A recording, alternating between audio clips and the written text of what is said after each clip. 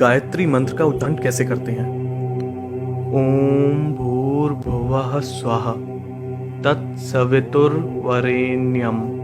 भर्गो देवस्य धीमहि धियो यो नः प्रचोदयात्।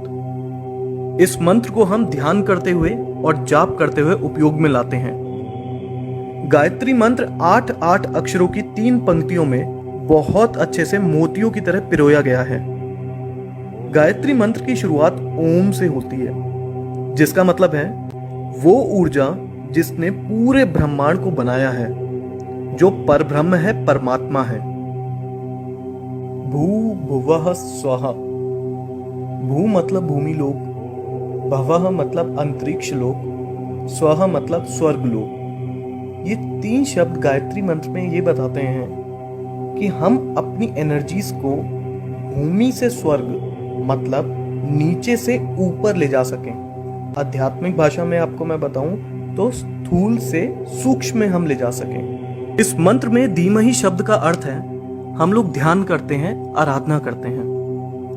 हम किस पे ध्यान और आराधना करते हैं? तत्भर्गः मतलब प्रतिभा और गुणों पे। ये प्रतिभा और गुण किस तरीके के हैं? वरेण्यम भर्गः मतलब ये प्रतिभा और गुण सर्वश्रेष्ठ हैं। ये सर्वश्रेष्ठ प्रतिभा और गुण किसके हैं? देवस्य मतलब जो बहुत दिव्य है, जो बहुत चमकदार है, सूरज की तरह। ये बहुत दिव्य और चमकदार कौन है? सवितुः देवस्य मतलब जिन्होंने इस संसार की रचना करी, जिन्होंने हमें और सारे जीव जंतुओं को जन्म दिया। हम उनकी आराधना, उन पे ध्यान क्यों करते हैं? प्रचोदयात्, ताकि वो प्रेरित कर सकें और चला सकें। किसको चला सकें? नः धियः मतलब हमारे दिमागों को किस दिशा में प्रेरित कर सके और चला सके। जैसे कि मैंने आपको शुरुआत में भी बताया, भू भुवः स्वः मतलब हमारे सारे कष्टों का निवारण कर सकें, हम में सकारात्मक ऊर्जा भर सकें और हमें सही तरह से सफलता के मार्ग में मार्गदर्शन कर सकें। तो गायत्री मंत्र का मतलब क्या हुआ? जिन्होंने हमें जन्म दिया, जीवन दिया, हम उस सर्वश्रेष्ठ परमात्मा जो सूर्य की तरह चमकदार हैं, उनका ध्यान करते हैं ताकि हमें उनकी ऊर्जा का भाग मिल सके और वो हमारे मस्तिष्क को ऊर्जावान बनाए, हमारे जीवन से बुराइयों को नष्ट करें, हमें सकारात्मक बनाएं और हमारा सही तरह से सफलता के मार्ग में मार्गदर्शन करें। गायत्री मंत्र का एक लॉन्गर वर्जन भी है। ओम भू ओम भुवः ओम स्वः ओम मः ओम जनः ओम तपः ओम सत्यम ओम तत्सवितुर्वरेण्यं भर्गो देवस्य धीमहि धियो यो नः प्रचोदयात्। ओम आपो ज्योति रसो अमृतम ब्रह्म भूभुर्वः स्वरोम। गायत्री मंत्र के शब्दों का अर्थ तो मैं आप लोगों को बता ही चुका हूं। इस लॉन्गर वर्जन में जो 2 एक्स्ट्रा लाइंस हैं उनके बारे में हम जानते हैं। ओम मः ओम जनः ओम तपः ओम सत्यम।